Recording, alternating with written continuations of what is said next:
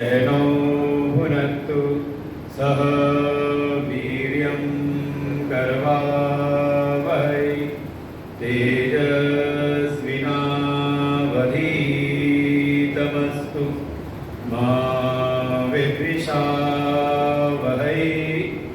ॐ शान्ति शान्ति शान्तिः।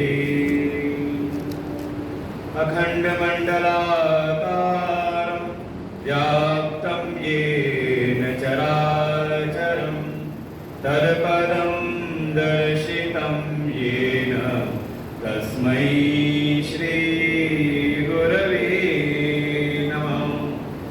अज्ञानतिमिरान्धस्य ज्ञानाञ्जनशलाकया चक्षुरुन्मीलितं येन तस्मै श्रीगुरवे नमः।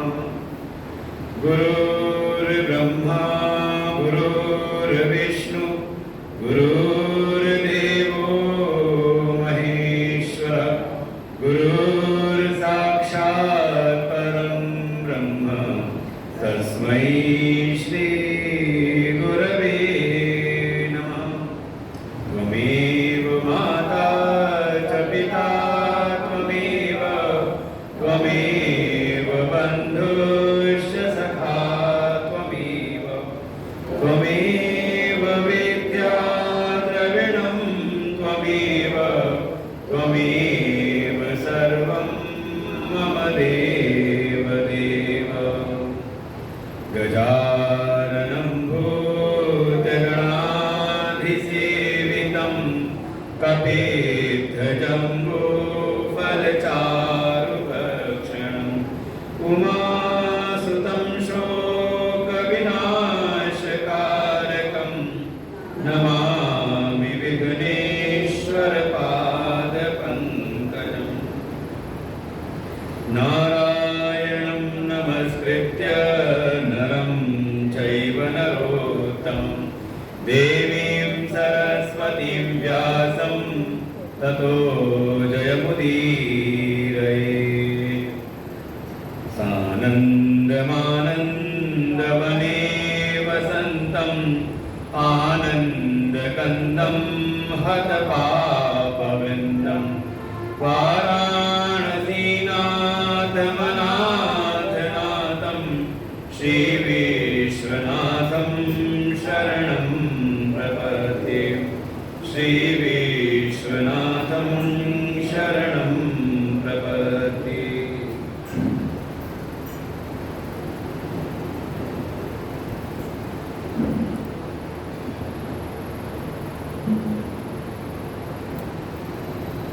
अखिल कोटि ब्रह्मांड नायक परात्पर ब्रह्म सच्चिदानंद स्वरूप शिव परशुराम भगवान, मंदिर में स्थापित समस्त दशावतार भगवान, समस्त देव प्रतिमाओं को हृदय से नमन वंदन।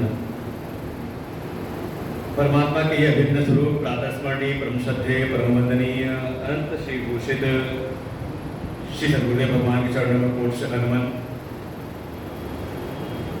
मंदिर के आचार्यगण, समुपस्थित समस्त भगवत भक्त, श्रद्धा भक्तिमयी मातृशक्ति।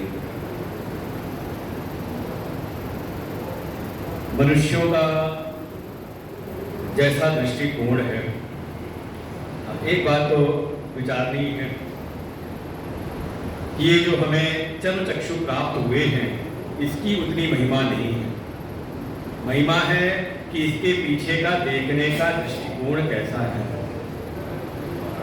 तो जो समाज के मनुष्यों का जैसा दृष्टिकोण है इस जगत के प्रति, उसके आधार पर हमारे ऋषि मुनियों ने विचार करते हुए उनका वर्गीकरण किया। कुछ ऐसे इस संसार में, इस समाज में ऐसे मनुष्य हैं जिनके जीवन में जब कोई सुख या दुख आता है तो उसका हेतु, उसका कारण वो इस भौतिक जगत की वस्तुओं को मानते हैं। कि हाँ इस वस्तु के कारण उसको सुख मिला है, इस भौतिक जगत की इस वस्तु के कारण, इस व्यक्ति के कारण, इस परिस्थिति के कारण मुझको सुख या मुझको दुख प्राप्त हुआ है। तो ऐसी जिनकी भावना है, जिनका ऐसा दृष्टिकोण है, जिनकी दृष्टि जगत के इस भौतिक पदार्थों पर ही लगी हुई है, इन भौतिक पदार्थों को ही वो अपने सुख अपने दुख का कारण समझते हैं, तो इनको नाम दिया ये है भौतिकवादी। कई बार सुनते हैं कोई बहुत ज़्यादा मायामय संसार में रचा फंसा हो, दौड़ भाग कर रहा हो, तो कहते हैं तो बड़े भौतिकवादी हैं। केवल इतना नहीं कि हाँ कोई रुपए पैसे कोई के लिए लगा हुआ है, तो का वो अपने समस्त सुख दुखों का कारण इस भौतिक जगत की वस्तुओं को मानता है। जीवन में कोई प्रतिकूलता लगी तो लगा इसके कारण है, कभी अनुकूलता आई तो उसके कारण है। इसकी दृष्टि सदैव ही इस भौतिक जगत के पदार्थों पर ही लगी रहती है। इनके जीवन के कल्याण के लिए थोड़ा समय ज्यादा लगता है। फिर इसी क्रम में थोड़ा सत्संग में गए हों, थोड़ा सा विचारकों के पास बैठे हो, संतों के पास बैठे हो, तो धीरे धीरे दृष्टिकोण बदलता है। जो अभी हम संसार के पदार्थों को अपने सुख दुख का हेतु मान रहे थे, धीरे धीरे सत्संग स्वाध्याय चिंतन शास्त्रों का चिंतन करते करते थोड़ा दृष्टिकोण बदलता है। कैसे बदलता है? परिवर्तन ये आता है कि अब जब कोई जीवन में सुख दुख आता है तो हमें लगता है कि ये कोई संसार का कोई वस्तु व्यक्ति दुख नहीं दे रहा, बल्कि ये हमारे ही अपने कोई कर्म होंगे। काहू न को सुख दुख कर दाता, निजकृत कर्म भोग सब प्राता। और मान के चलना चाहिए कि अगर सत्संग में लगे हैं, भगवान की साधना उपासना में लगे हुए हैं, तो थोड़ा दृष्टिकोण का परिवर्तन होना अनिवार्य है। और हमारा दृष्टिकोण ना बदले, हम जैसा जीवन 10 साल पहले जी रहे थे, आज 10 साल सत्संग सुनने के बाद भी वही दृष्टिकोण हमारा है, उसी विचार की स्थिति पर हम पड़े हुए हैं, तो समझे कि ठीक है हमने कोरम तो पूरा किया। सत्संग में हम गए तो, लेकिन शायद हमने ठीक से सुना नहीं। वो ऐसा वर्णन करते हैं महात्मा लोग कि कोई एक सज्जन पुरुष बड़े पुराने सत्संगी थे, कभी अपने बच्चे को लेकर के गए महात्मा जी के पास में, सत्संग विश्राम लिया, तो सत्संग विश्राम लेने के बाद गए गुरु जी के पास में और जाकर के गुरु से कहा, गुरु जी इस बालक को थोड़ा समझाइए। वैसे ये हर घर की कहानी है। हम लोग जब जाते तो कई बार माताएं लेकर के आती है, बच्चे को थोड़ा आशीर्वाद दीजिए, थोड़ा भगवान को मानने के पूजा पाठ करें। एकदम नास्तिक है, हमारे घर में सब पूजा पाठ करते हैं, लेकिन ये पूजा पाठ में इसका मन लगता नहीं है। तो नहीं किसी की शिकायत बच्चों की प्रति, बड़ा नास्तिक है, पूजा पाठ लगता, कहीं सत्संग में नहीं जाता। अच्छा मान लो गुरुजी आशीर्वाद दे दे और उसके बाद से ही अगले दिन से ही बच्चा लग जाए, बिल्कुल खूब पूजा खूब पाठ खूब सत्संग सीरियसली लग जाए, तो फिर शायद होता वही माता लेकर के आएंगे बच्चे को, कहेंगे गुरुजी थोड़ा इसको समझाओ, कुछ ज़्यादा ही जाने लगा, कहीं ऐसा ना हो कि महात्मा ही बन जाए। कल ही माता जी कह रही थी, बताया उनके पिताजी के बारे में बताया, उन्होंने इतनी भक्ति करते थे कि घर वालों को चिंता लगती थी कब ये साधु ना बन जाए। लेकिन ये हमारे सनातन धर्म का गौरव है, हमारी भारतीय संस्कृति का, हमारे सनातन वैदिक धर्म का गौरव है कि हमारे यहाँ थोड़ा अगर ज़्यादा धार्मिक हो जाए तो यही भय होता है कि कहीं साधु ना बन जाए, कहीं सन्यासी ना बन जाए, है कि नहीं? फिर ये अपने काम का नहीं रहेगा, बल्कि ये जगत के कल्याण के लिए कार्य करेगा, है कि नहीं? अपने ममता मोह के बंधनों को पार करके फिर पूरे समाज के कल्याण के लिए कार्य करेगा।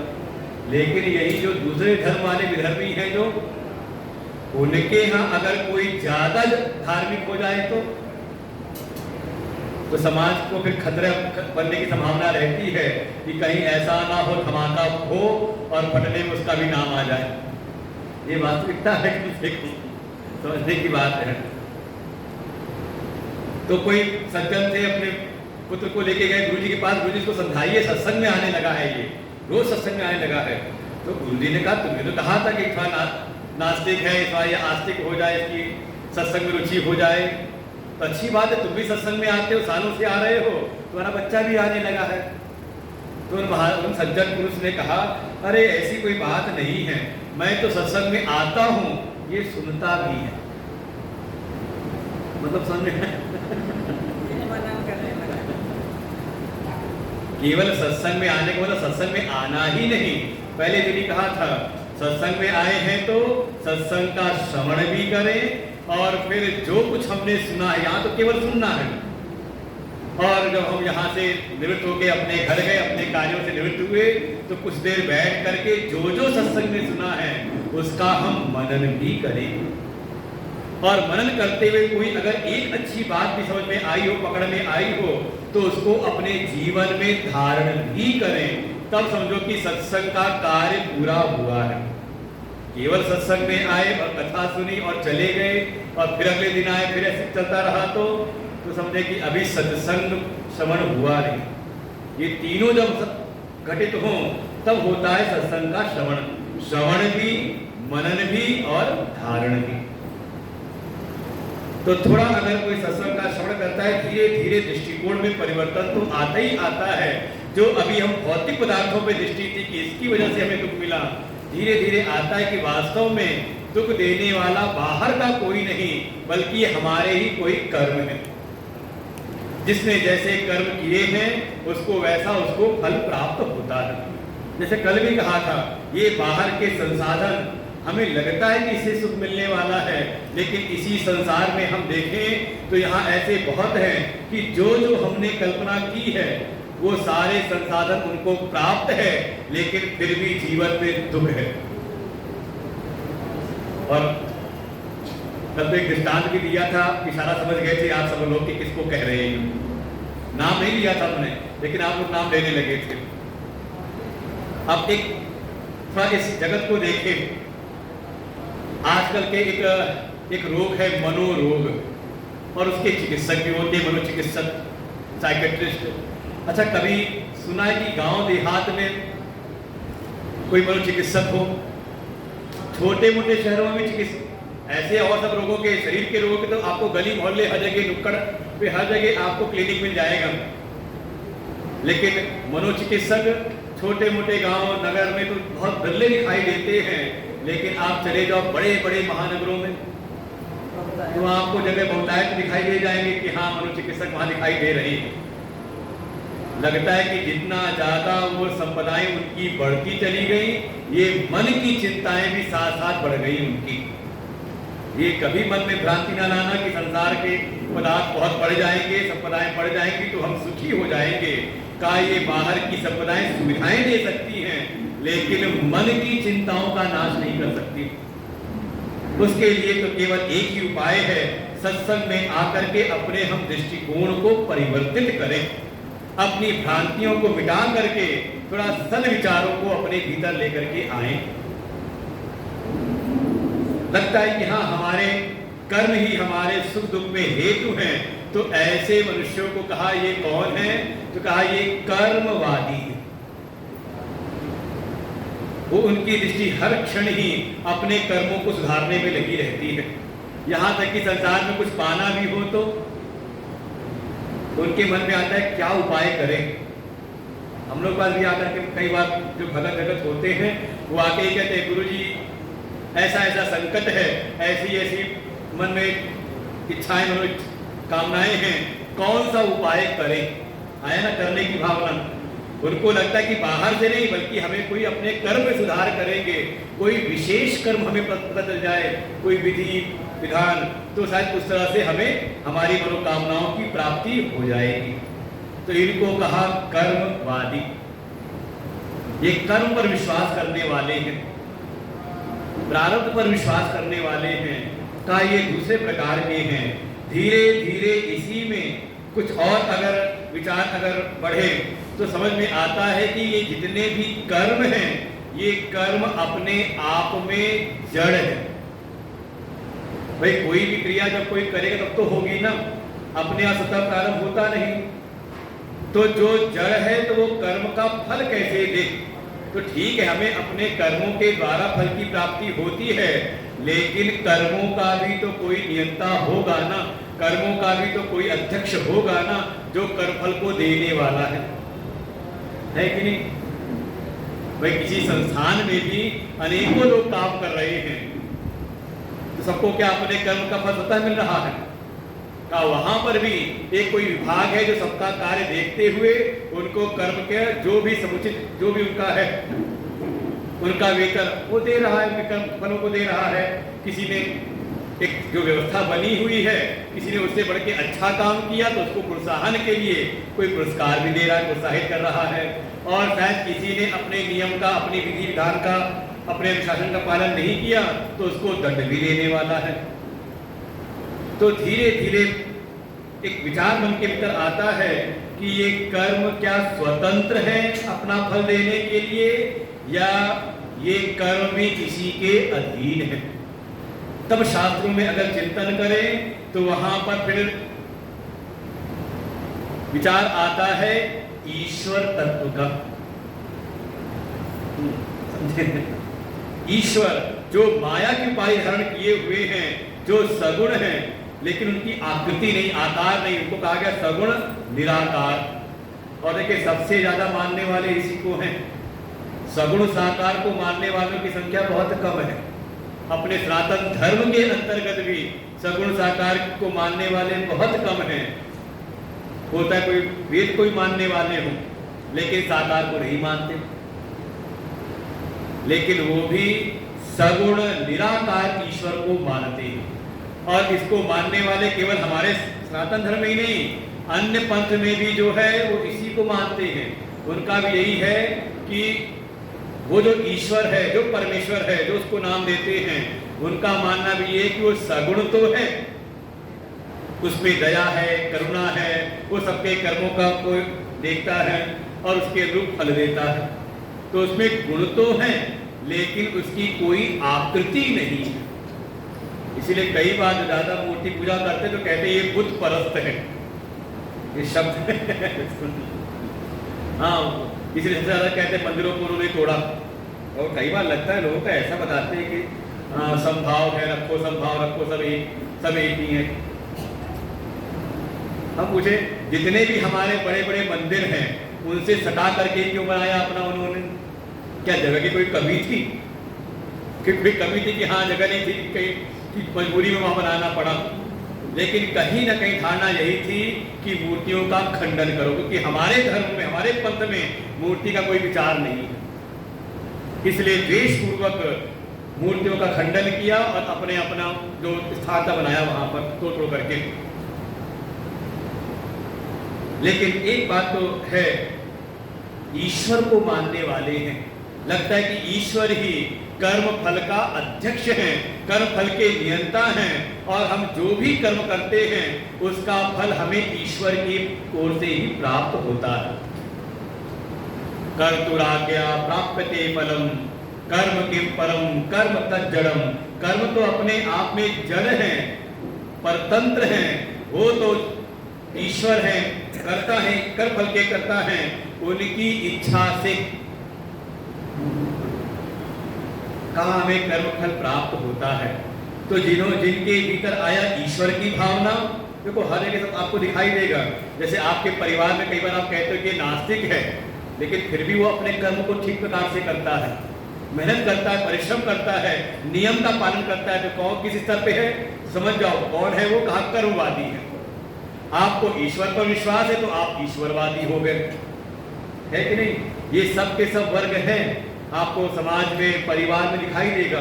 कोई केवल भौतिक वस्तुओं में भी लगा रहता है कि हाँ संसाधन इकट्ठा करते रहो। कोई ऐसा है अपने कर्मों का विचार करता रहता है, शायद मेरा कर्म ठीक नहीं हुआ या मुझे कर्म और अच्छे प्रकार से करना है। और कोई सब कुछ कर, अब इसका मतलब ये नहीं कि जो ईश्वरवादी तो कर्म नहीं करता, वो कर्म उसी प्रकार से करता है, लेकिन कर्म फल पर उसकी जो निष्ठा है वो ईश्वर के प्रति निष्ठा है कि ईश्वर की कृपा से ही मुझको फल की प्राप्ति होगी। इसलिए हमने कर्म किया, सफलता मिली, तो वहां पर अभिमान नहीं बढ़ता, बल्कि भाव रहता है ईश्वर के अनुग्रह से मिला है। देखो ये है अंतःकरण शुद्धि का हेतु। वहीं पर कोई केवल कर्मनिष्ठ है तो कर्म को मानने वाला है, तो उसके भीतर आएगा मेरा ऐसा कर्म था इसलिए मुझको ऐसा फल मिला है। तो कहीं ना कहीं अभिमान बढ़ता है। और हर समय तो कर्म आपका सफल होगा नहीं, कभी कर्म असफल हुआ तो कर्म की असफलता में कहीं ना कहीं भीतर आता है अवसाद। हाय हाय मेरा मैं तो कर्म अच्छे से किया था लेकिन फल क्यों नहीं मुझको प्राप्त हुआ। तो वही फिर जाता है आजकल की नई बीमारी जो उपजी हुई है, डिप्रेशन, टेंशन, तनाव, अवसाद, वो फिर जाने की संभावना, क्योंकि उसने केवल कर्म पर विश्वास किया है ना कि कर्म से ही प्राप्त किया जाएगा, लेकिन कर्म हमेशा सफल होते नहीं। कुछ छेड़ा छाड़ना नहीं अब तो चल रहा, फिर हमें फिर शुरू से करना पड़ेगा फिर वही काम। भीतर अंदर वाला ना छेड़ा जाए, बाहर जो करना करते रहो बिना डिस्टर्ब किए। केवल कर्म पर विश्वास है तो कर्म की सफलता में कभी न कहीं एक गर्व प्रकट होता है, अभिमान प्रकट होता है, और जब अभिमान आ जाए तो भी कहीं न कहीं संभावनाएं आती हैं दोष आने की, और उसके विपरीत अगर असफलता आ जाए तो जो कर्मनिष्ठ है उसके भीतर कहीं न कहीं अवसाद आता है, तनाव आता है, डिप्रेशन की भावना बनती है। और देखें आज ये कर्मनिष्ठ समाज जो है, जो कर्म को ही विधान मान के चलता है, उनके देखिए जीवन में ये सारे लोग दिखाई दे रहे हैं। जरा सा असफलता मिली परीक्षा में तो कई बार बच्चे भी फिर क्या क्या कर डालते हैं। जिसने विश्वास किया ईश्वर के ऊपर कि हाँ ठीक है मेरा अपना कर्तव्य था, जो मेरी सामर्थ्य थी मैंने अपनी सामर्थ्य अच्छे से अच्छी की, लेकिन अब जैसी प्रभु की इच्छा, प्रभु की इच्छा पर आ गए, प्रभु पर ईश्वर पर विश्वास किया तो सफलता मिली, तो उनका अनुग्रह, उनकी कृपा को माना तो अभिमान नहीं आया, बल्कि भगवान पर विश्वास और दृढ़ हुआ। और सफलता नहीं मिली तो उसमें भी कहते हैं हरि इच्छा, प्रभु की ऐसी ही इच्छा थी। तो देखो प्रभु पर ईश्वर विश्वास है तो अवसाद से भी आप बच गए, उस विषाद से भी आप बच गए, और आपका हृदय, आपका मन हो जाता है शुद्ध। इसे कहा ईश्वरवादी। थोड़ा इसी पर चलते चलते भगवान की कृपा, ईश्वर का अनुग्रह ही धीरे धीरे व्यक्ति अगर सत्संग में लगा रहे तो धीरे धीरे एक दृष्टिकोण में परिवर्तन और आता है, और वो अगली सीढ़ी पर चढ़ जाता है, और वो आ जाता है अध्यात्मवाद में। समझे? भौतिकवाद बिल्कुल अभी पहली सीढ़ी, बिल्कुल जो संसार में सामान्य लोग अभी जी रहे हैं, उससे बड़ा ऊपर उठा तो कर्मवाद में आ गया, कर्मवादी हुआ। उससे ऊपर बढ़ा तो ईश्वर पर विश्वास हो गया। अब धीरे धीरे वहां विचार उठता है कि ईश्वर है कौन, वो ईश्वर किस प्रकार से हमारी प्रार्थना को सुनते हैं, वो किस प्रकार से हमारे कर्मों के नियंता बनते हैं। थोड़ा उनके तत्व पर विचार होना, अध्यात्मवाद, और विचार करते करते उनको ये अनुभव होता है कि ये जो सारे जगत के नियंता हैं ईश्वर, इनका जो वास्तविक तत्व है, उनकी जो ब्रह्म रूपता है, वो वास्तव मेरा ही आत्मा है, वही वो मेरी ही आत्मा है। वो ईश्वर तत्वतः मेरी आत्मा से बिल्कुल भी पृथक नहीं है। और ऐसे ही विचार करते करते वो अपने आत्म स्वरूप में निष्ठ हो जाता है। और देखें यही भगवत दर्शन का, ईश्वर दर्शन का यही फल भी है। स्वयं भगवान श्री राम कहते हैं सबरी मां को नौदा भक्ति का उपदेश किया, आज पसंद आएगा नौदा भक्ति का। और उपदेश करते हुए मां सबरी से कहते हैं मम दर्शन फल परम अनु, ये जो 9 प्रकार की भक्ति है इसके द्वारा ही मेरा दर्शन प्राप्त होता है। और मेरा दर्शन मिल जाए तो मम दर्शन फल परम अनुपा, जीव भाव निज सहज स्वरूपा। समझे? ये मानस की चौपाइयां हैं उसमें, और सभी शास्त्रों में जहाँ भौतिकवाद का, भौतिक जगत का वर्णन है तो वहाँ कर्म का भी वर्णन है, वहाँ ईश्वर का भी वर्णन है, और वहाँ ईश्वर के स्वरूप परम तत्व का भी निरूपण है। स्वयं भगवान राम कहते हैं हे शबरी, पहले तो ये 9 प्रकार की भक्ति कोई करे और 9 में से कोई एक भी ले आए तो धीरे धीरे 9 भक्ति उसके भीतर आती हैं, और उस भक्ति के बल पर, उस भक्ति के बल से जीव को मेरा दर्शन होता है। और मेरा दर्शन मिल जाए तो तो मेरे दर्शन का फल है जीव को अपने निज स्वरूप का दर्शन होता है। कौन सा निज स्वरूप? ये शरीर नहीं, ये मन बुद्धि चित्त नहीं, बल्कि शरीर मन बुद्धि का भी जो अधिष्ठान है, वो जो चेतन है, वो जो सत्ता स्वरूप है, वो जो ज्ञान स्वरूप है, जिसके प्रकाश में हमें सारा जगत प्रकाशित होता दिखाई देता है। इस बिल्कुल विचार करें, उस आत्मा का दर्शन प्राप्त हो जाए। और जब कोई आत्मनिष्ठ हो जाता है तो उसको कहते हैं ये अध्यात्मवादी है। देखो, वास्तव में अध्यात्म की जो कक्षा है, कोई प्रवेश करे तो कौन है? ज्यादातर समाज में कोई अगर पूजा पाठ ज्यादा करने लगे तो आप कह देते हैं कि ये अध्यात्मवादी है। लेकिन वो अध्यात्मवाद नहीं, उसको आप कह दो धार्मिक है। धार्मिक अलग चीज है, जो कर्मनिष्ठ वो भी धार्मिक है, ईश्वरवादी वो भी धार्मिक के अंतर्गत आ जाएगा। लेकिन जो आध्यात्मिक व्यक्ति है वो थोड़ा सा अलग है। शब्द ही समझे, आध्यात्मिक माने अधि धन आत्मा, अध्यात्म दो शब्द बना हुआ है। अधि माने में पय पर, एक विभक्ति है ना, सप्तमी विभक्ति, में पय पर, और साथ में लगा आत्मा, अर्थात आत्मा पर जो जो उपाधियां पड़ गई हैं, जिसके कारण, भाई एक उपाधि कहते हैं ना आवरण, जो ढक लेता है। जैसे अब नीचे टेबल लगी हुई है, उस पर चादर लगा दी तो एक आवरण पड़ गया। ग्रंथ रखा है, उस पर एक कपड़ा लगा दिया तो उसने उसको ढक दिया। जैसे एक उपाधि मिलती है ना, इस संसार में भी पढ़ाई लिखाई करने के बाद ये डॉक्टर है, तो क्या हुआ, उनका जो पूर्व का व्यक्तित्व था छिप गया ना उसमें। पहले क्या थे कोई विचार नहीं करता। अच्छा, एक उपाधि मिल गई महात्मा, संत, क्या हुआ, अब पहले उसके क्या कार्य थे, क्या उसने किया था, सब छुप गया किसमें? का उस उपाधि में, है कि नहीं? ऐसे ही आत्मा पर जो जो उपाधियां पड़ गई हैं, आत्मा जो नित्य शुद्ध निर्विकार निराकार है, उसके ऊपर हमारे मन की उपाधि पड़ी, बुद्धि की उपाधि पड़ी, उसके ऊपर ये अन्नमय कोश, ये शरीर की उपाधि पड़ी, और इस सारे ये स्थूल सूक्ष्म शरीर से ही तादात्म्य कर करके हमें अपनी आत्मा का अनुभव होता नहीं, बल्कि शरीर को ही हम अपनी आत्मा मान लेते हैं।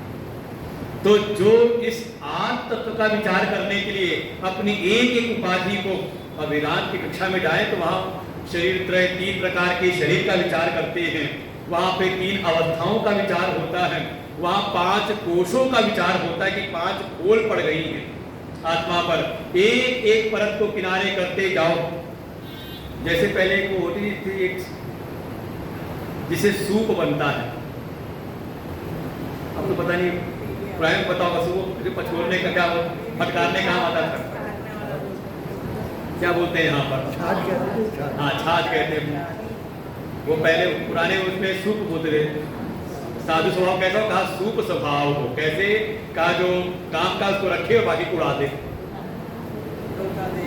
तो उसकी जो सीख होती थी, तो उसकी सीख निकालने के लिए वो जंगल में होती थी खरपतवार जैसा, सरकंडे की, हाँ, एक एक परत आप निकालते थे, निकालते निकालते निकालते निकालते अंदर वो सीख निकलती थी। अच्छा, ऐसे ही धान कूटा हो तो,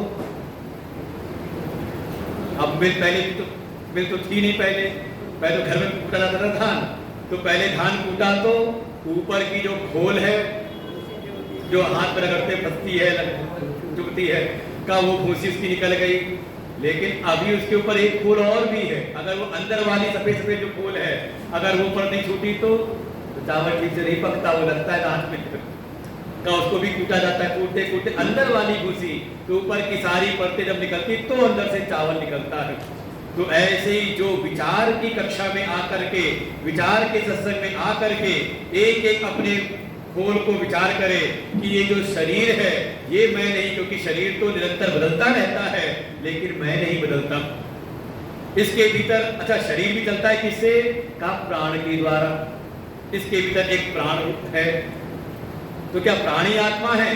कहा नहीं, प्राण भी नहीं, क्योंकि प्राण भी कहीं ना कहीं मन के आधार पर चलता है। मन आपका शांत है तो प्राण भी शांत हो जाते हैं, है कि नहीं? और मन आपका उद्विग्न हो, व्यग्र हो तो, अरे तो प्राण भी साथ चलता है, रहता है। ऐसे ही लगता है कि हाँ इसका भी नियंता मन है। लेकिन एक बार और आता है विचार, मन भी कहीं ना कहीं संयमित होता है बुद्धि के द्वारा। तो क्या बुद्धि है? तो हम भीतर देखो, भीतर प्रवेश कर रहे हैं, शरीर से गए भीतर प्राण पर, प्राण से मन पर, मन से बुद्धि पर भीतर जा रहे हैं। और बुद्धि से भी क्या बुद्धि आत्मा है? कहा नहीं, बुद्धि भी ये पंच तत्वों से ही बनी हुई, ये भी जड़ है। इसमें भी जो ज्ञान की सामर्थ्य है वो चेतन आत्मा के द्वारा है। वो सबसे नजदीक है आत्मा के, जो सबसे पहले बुद्धि प्रकाशित होती है, उसमें चेतनता आती है। फिर क्रमशः बुद्धि से मन चेतन हुआ, मन से प्राण, प्राण से शरीर। जो इस प्रकार से विचार करे, एक एक उपाधियों को किनारे करते हुए ध्यान की अवस्था में अपनी आत्मा में चला जाए, आत्मा का बोध प्राप्त कर ले, आत्मा में स्थित हो जाए, समझ लो वही उसको कहते हैं, वो है अध्यात्मवादी। तो ये शिव महापुराण की कथा है, वो भौतिकवादी जो है वहां से क्रमशः उसको कर्मवाद पर ला करके, कर्मवाद से ईश्वरवाद पर, और उससे भी आगे बढ़ा करके उसको अपने आत्म स्वरूप जो साक्षात शिव स्वरूप है उस पर स्थिर कराने के लिए ही शिव महापुराण की ये कथा है। देवर्षि नारद जो पहुंचे थे भगवान अपने ब्रह्मा जी के पास में, ब्रह्मा जी से उन्होंने बातें पूछी कुछ और, तो सारी कथा कल याद होगी। उसी कथा में जैसे पूरा वर्णन किया सृष्टि का, तो देखिए भौतिकवाद का वर्णन किया, वहां पर सृष्टि के पंचतत्वों कैसे सृष्टि बनी उसका वर्णन किया, और वर्णन करते करते एक कथा सुनाई थी कल, याद हो, गुण निधि की। अनजाने में ही एक सत्कर्म हुआ उससे, और उस सत्कर्म का परिणाम अलकापुरी का साम्राज्य, कुबेर का पद उसको प्राप्त हो जाता है। देवर्षि नारद ने पूछा, हे ब्रह्मा जी, थोड़ा शिव जी के विवाह की कथा तो सुनाइए, सती जी से कैसे उनका संयोग हुआ और किस कारण से उनका भगवान शिव से वियोग हुआ। इदानीं पर दक्षस्तु तपः कृत्वा द्रव्यतः कंबरं प्राप देव्यास्तु कथं सा दक्षिणा भवत। कैसे सती जी का जन्म हुआ, आविर्भाव हुआ दक्ष के यहाँ पर, और कैसे सती जी का विवाह हुआ शिव जी से, और कैसे उनका वियोग हुआ, ये सारी कथा आप हमें सुनाइए। ब्रह्मोवाच शृणु नारद धन्यस्त्वं मुनिर्भिर्भक्तितोऽखिलैः यथा ते पे तपो दक्षो वरं प्राप च सुकृतः दिव्यवर्षेण दक्षस्तु सहस्राणां त्रयं समा तपश्चार नियता संयतात्मा दृढव्रताः। ब्रह्मा जी कहते, हे देवर्षि, एक समय ये जो दक्ष है ये चला गया हिमालय की ओर, और वहां जा करके कठोर तप करने लगा। और तप भी कैसा है, धीरे धीरे उसने अन्न जल ग्रहण करना भी, कुछ समय तो उसने केवल जल का ही अर्पण किया, धीरे धीरे जल का भी त्याग करके मालुताशी केवल वायु का आहार करके उसने कठोर तप किया। बहुत समय तक तप करते करते चिंतयन्ताम जगन्मयी, जो जगन की माता हैं, पराशक्ति हैं, उनका उसने ध्यान करना, चिंतन करना प्रारंभ किया। दुर्गा ध्यान समासक्त चिरं कालं तपोरतः नियमे बहुवी देवी आराधयति स्मृतः। दृढ़व्रती दक्ष ने तपस्या पूर्वक, नियम संयम पूर्वक मां भगवती दुर्गा का ध्यान किया बहुत लंबे समय तक, और उनकी इस उपासना, इस ध्यान से मां भगवती प्रसन्न हो जाती हैं। तथा प्रत्यक्ष दृष्ट्वा जगदम्बा जगन्मयी, और सामने उनको अपना दर्शन कराया। जैसी मां भगवती सामने प्रकट हुई, सिंह पर सवार हैं, दक्ष ने उनकी बहुत सुंदर स्तुति की। जगदम्ब महामाये जगदीशे महेश्वरी कृपां कृत्वा नमस्तेस्तु दर्शितं सवपुर्मम। प्रसीद भगवत्याद्ये प्रसीद शिवरूपिणी प्रसीद भगवत वर्ते जगन्माये नमोस्तुते।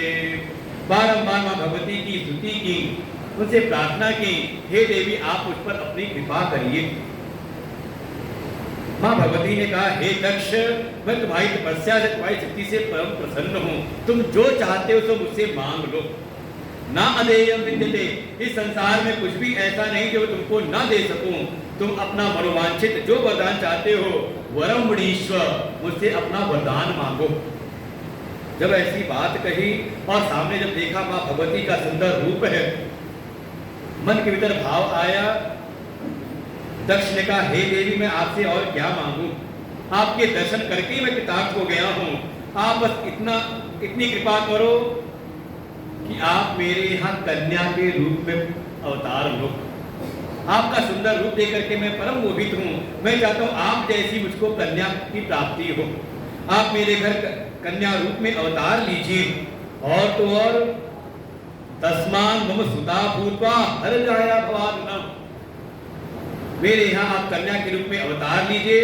और साथ ही जो परम शिव हैं उनको वरने के लिए, उनके साथ विवाह करने योग्य कोई शक्ति अभी तक प्रकट हुई नहीं है, आप उनको प्रसन्न करके उनसे विवाह भी करिए। ऐसा वरदान मांगा। तब मां भगवती ने कहा, तथास्तु, मैं ऐसा ही करूंगी। अहम तो सुता दक्ष त्वज्जायायाम महेश्वरी भविष्यामि संदेह त्वद्भक्ति वशवर्धिनी, मैं तुम्हारी भक्ति के वश होकर के तुम्हारे यहाँ कन्या का रूप भी लूंगी और साथ ही तप करके शिव को प्रसन्न करके उनसे विवाह भी करूंगी। लेकिन मेरी एक प्रतिज्ञा और भी है, सावधान होकर सुनना।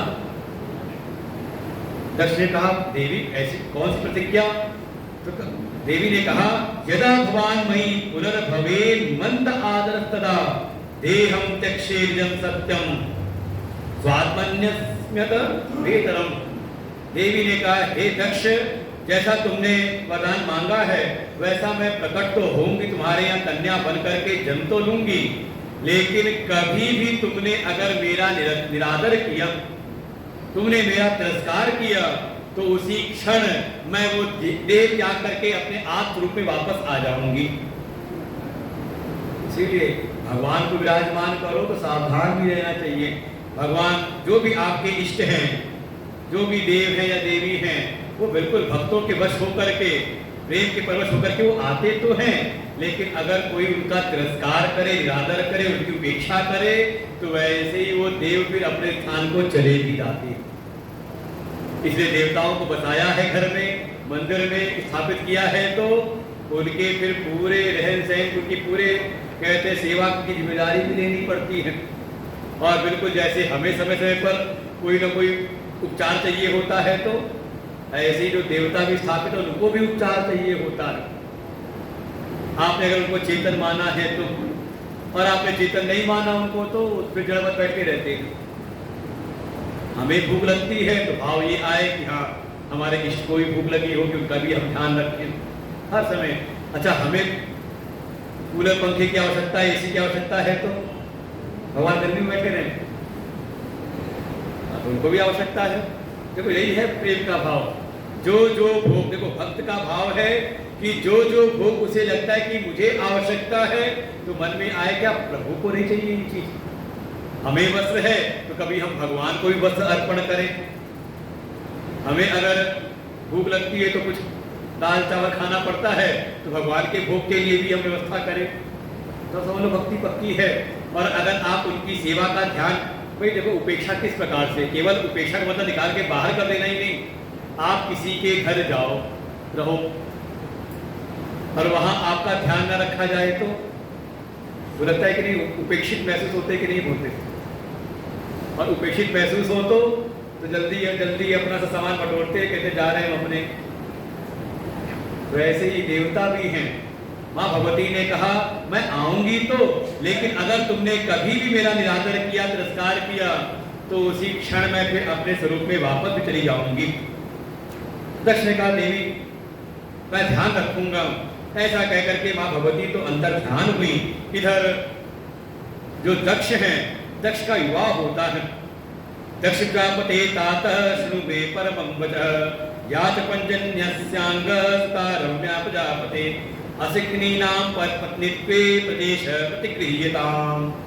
उसके बाद ब्रह्मा जी की आज्ञा दिशा निर्देश से ये दक्ष का विवाह होता है। एक पंचजन नाम के प्रजापति हैं, उनकी कन्या है असिकनी।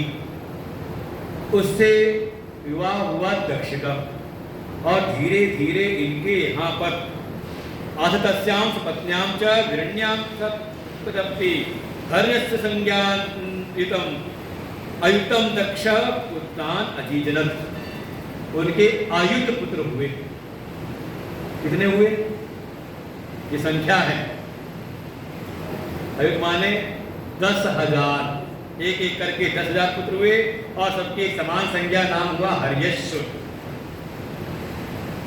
जैसी आए पिता के पास में, अब ये सामान्य मनुष्यों की लीलाएं नहीं है, सब वैसे ना समझना बिल्कुल, सत्य की कथा है। और प्रजापति हैं दक्ष, दैवी सृष्टि की कथा है ये। वो सारे बालक आए दक्ष के पास में, पिताजी क्या आज्ञा है? दक्ष ने कहा, तुम्हारी उत्पत्ति हुई है सृष्टि का विस्तार करने के लिए, तो सृष्टि विस्तार के पूर्व पहले जाओ तप करो, तप करके सामर्थ्य प्राप्त करो, शक्ति प्राप्त करो, फिर जाके सृष्टि का विस्तार करना।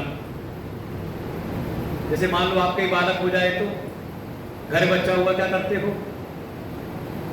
पहले उसको पढ़ाते लिखाते हो ना, पढ़ाते लिखाते संस्कार देते हो, किसी क्या दे रहे हो? का उसको सामर्थ्य देते हैं कि जिससे कि वो जब अपनी प्रजा का विस्तार करे तो ठीक प्रकार से सारी जिम्मेदारियों का वहन कर सके। और वो तपस्या में जीवन जी के पढ़ाई लिखाई ना करे तो जीवन में दुखी होता रहता है। इसलिए दक्ष ने भी कहा कि पहले जाकर तपस्या के द्वारा सामर्थ्य अर्जन करो, शक्ति सामर्थ्य प्राप्त करो, और फिर इस सृष्टि विस्तार का कार्य, प्रजा उत्पत्ति का कार्य करना। सबने आज्ञा मानी और चल पड़े सबके सब। तत्जाय शरद तीर्थम परम पावनः। ये सबके सब पश्चिम दिशा में एक नारायण सर नाम का तीर्थ है, वहीं जाकर के तपस्या में रत हो गए।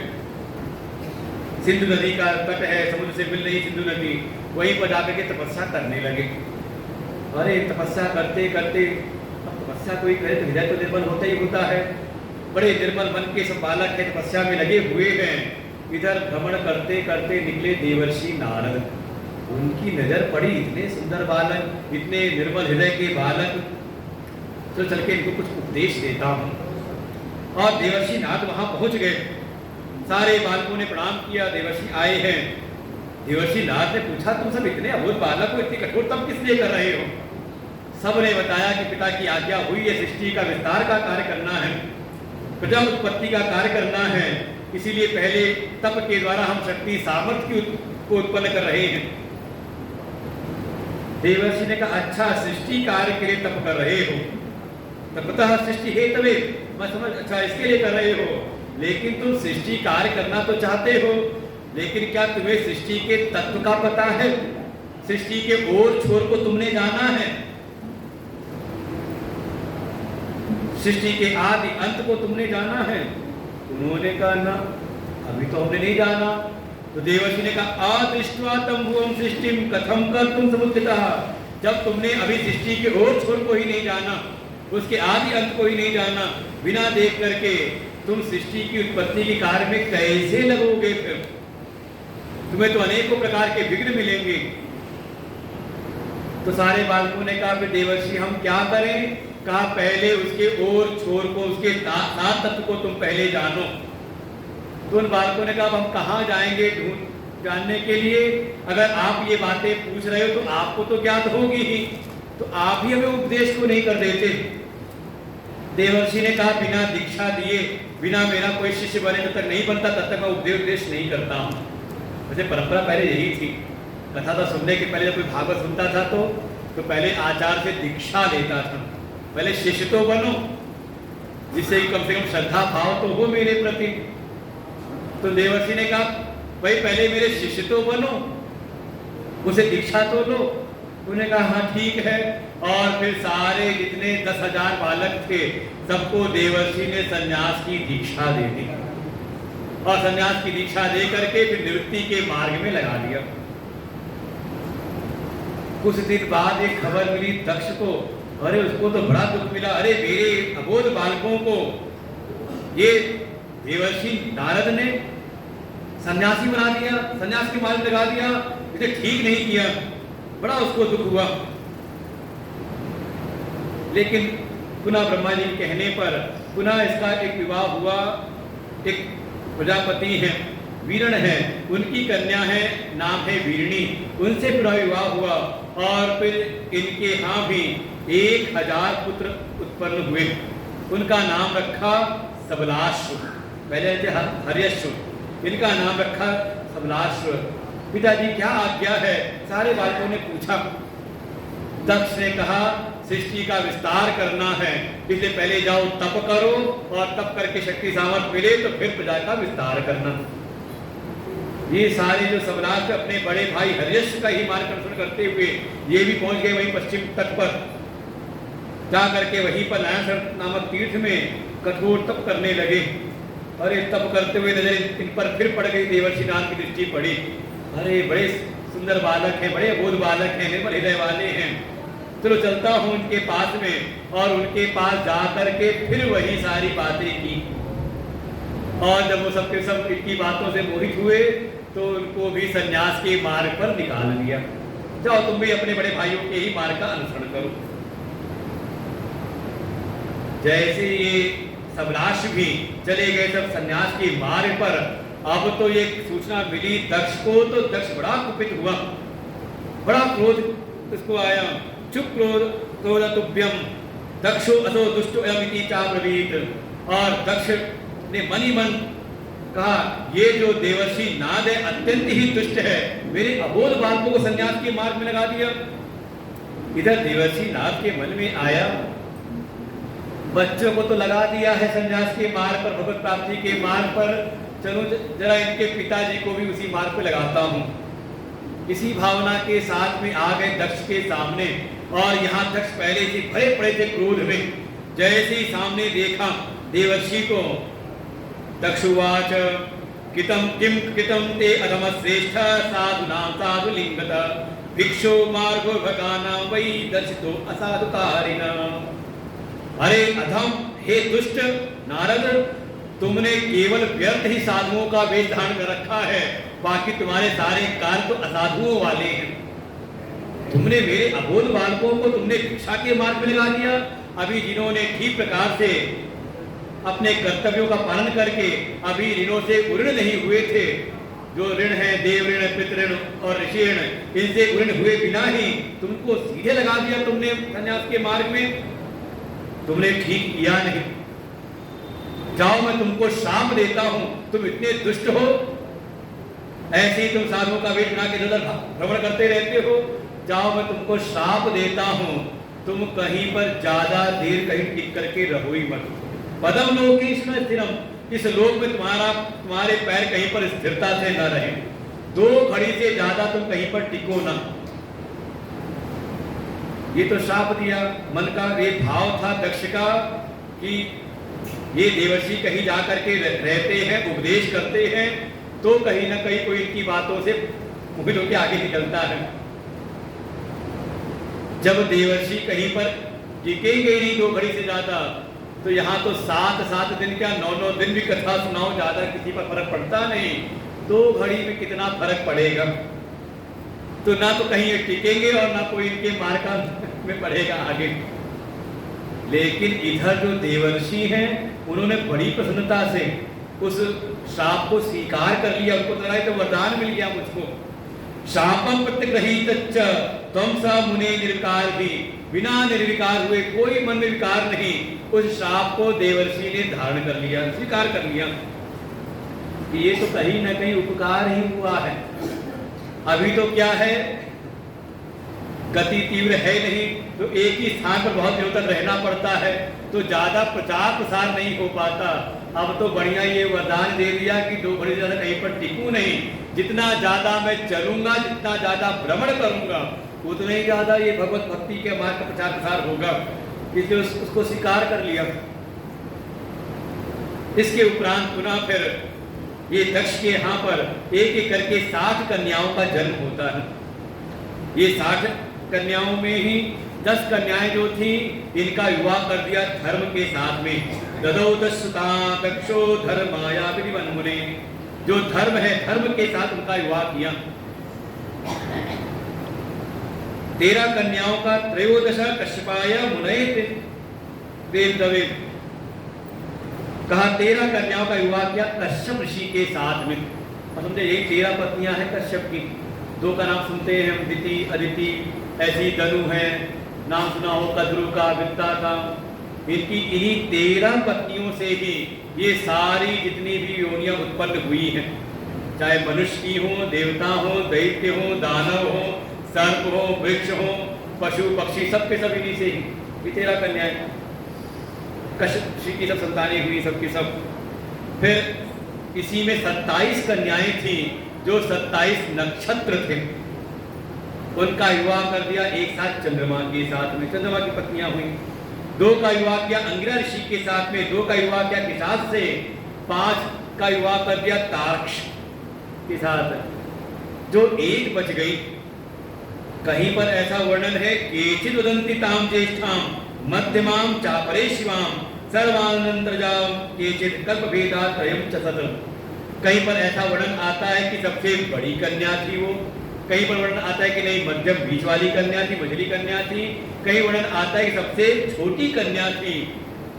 ब्रह्मा जी कहते हैं कल्प भेद से तीनों ही बातें सत्य हैं।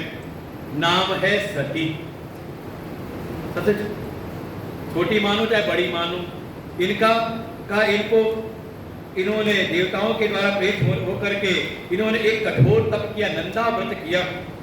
और इत्थम नंदाव्रतम कृष्णम समाप्य समाहितः दध्यौ शिवम सती प्रेमणा निचला भूत अनन्य थी। उस व्रत के अनुष्ठान के साथ साथ उन्होंने अनन्य भाव से भगवान शिव का ध्यान किया कि वरदान दिया था ना, कन्या रूप में जन्म भी लूंगी, साथ ही तप करके भगवान शिव को प्रसन्न भी करूंगी। लेकिन इधर भगवान शिव जो हैं ये परम निवृत्ति परायण हैं, सदैव ही ध्यानस्थ रहते, समाधिस्थ रहते हैं। इन पर वैसे कोई प्रभाव पड़े ही ना तपस्या का। तब ब्रह्मा और विष्णु के साथ सभी देवता गए भगवान शिव को मनाने के लिए कि सती जी बड़ा कठोर तप कर रही हैं, आप उनके तप को फलीभूत करिए और सीधे फलीभूत क्या करना है, उनसे आप विवाह कर लीजिए। लेकिन भगवान शिव जल्दी तैयार नहीं होते। उचितम न सुरा श्रेष्ठो विवाह करणम मम तपोरत विरक्तस्य सदा विदित योगिनः। हे ब्रह्मा, हे विष्णु आदि देवताओं, मैं तो सदैव निवृत्ति परायण रहता हूँ, समाधिस्थ रहता हूँ, समाधि में लगा रहता हूँ, तप में रत रहता हूँ, विरक्त हूँ। मेरे जैसे विरक्त को विवाह हुआ करना उचित है नहीं। यो निवृत्ति सुमार्गस्थ स्वात्मा राम राम निरंजन। मैं तो निरंजन हूँ, आत्मा राम हूँ, सदैव अपनी आत्मा में ही मैं रमण करता हूँ। मेरे लिए प्रवृत्ति का मार्ग ठीक है नहीं, ये विवाह हुआ करना मेरे लिए बिल्कुल भी कहीं से भी ठीक लगता नहीं। विवाह करणम लोके विज्ञाय परबंधनम, और तो और ये विवाह हुआ करना भी ना, ये समझ लो बंधन ही है कि नहीं है। इस लोक में इसको बंधन ही है। तस्मात् तस् रुचिर्नो में सत्यम में हम, इसलिए मैं सत्य सत्य कहता हूँ, मेरी किंचित भी ये विवाह हुआ करने में कोई भी रुचि है नहीं। लेकिन भगवान विष्णु लगे रहे, बड़े प्रेम पूर्वक कैसे भी इनको मनाना है। जब बारंबार उनको मनाया, कहा देखिए सती जी कितना कठोर तप कर रही हैं आपकी प्राप्ति के लिए, आप विवाह कर लीजिए। तब बहुत अनुनय विनय करने पर तब भगवान शिव ने कहा ठीक है विष्णु, तुम कहते हो तो तथास्तु, जैसा तुम कहते हो मैं वैसा ही करूंगा। लोक कल्याण के लिए, तुम सब की प्रसन्नता के लिए मैं विवाह करूंगा। समझे, काम प्रेरित नहीं है बल्कि हरि के द्वारा प्रेरित उनका विवाह है। और इसके बाद से भगवान शिव पहुंच गए जहां पर दक्ष नंदिनी सती जी तप कर रही थी। उनसे जाके कहा क्या वरदान चाहती हैं, वरम वरे संदास से, आप उससे वरदान मांगिए। तब सती देवी ने कहा हे प्रभु, हे देवदेव महादेव, आप उस पर कृपा करिए, विधि विधान से आप जाइए मेरे पिता के पास जा करके और मेरा पानी ग्रहण करिए, उससे विवाह करिए। तब सारी फिर योजनाएं बनी और फिर सती जी के साथ भगवान शिव का विवाह होता है। अस चैत्र सिते पक्षे नक्षत्रे भगदैवते देवदस्यानाम तिदिने भानो निर्गतस्स महेश्वरः। और फिर चैत्र मास की शुक्ल पक्ष की त्रयोदशी तिथि के रविवार के दिन, मतलब छुट्टी के दिन भगवान भी गए बरात, इस दिन यात्रा प्रारंभ की, बरात लेकर के गए। इसलिए मुख्य विवाह भगवान का कल ही होगा, रविवार के दिन, आज नहीं होगा। हाँ, सती जी का विवाह सुन गया। उस दिन उन्होंने अपनी यात्रा प्रारंभ की विवाह के लिए। उसके बाद भगवान शिव का सती जी के साथ में विवाह होता है। जब दोनों बैठे हैं मंडप में तो देख करके भगवान विष्णु हम मुस्कुराते हैं कि देखो कैसी जोड़ी है, हम दोनों की ही देखें कैसी एक विचित्र जोड़ी है। स्निग्ध नीलांजन श्यामा शोभया शोभते हरे दक्षायण्या यथा चाहम प्रतिलोमेन पद्मया। भगवान विष्णु मुस्कुराते हुए कहते हैं, हे प्रभु, हे शिव, कैसी विचित्र जोड़ी है। एक जोड़ी आपकी है कि आप हैं गौरवर्ण, कर्पूर गौरम करुणावतारम। आप हैं कर्पूर के समान गौरवर्ण के, और सती जी हैं नीलवर्ण की, वे श्याम वर्ण है। और इसके ठीक विपरीत हमारी जो जोड़ी है, मेरी और लक्ष्मी की ठीक उल्टा है। मैं हूं नीलवर्ण और लक्ष्मी जी हैं गौरवर्ण। थोड़ा आपस में एक हंसी विनोद जैसे होता है मित्रवत, ऐसा भाव हुआ।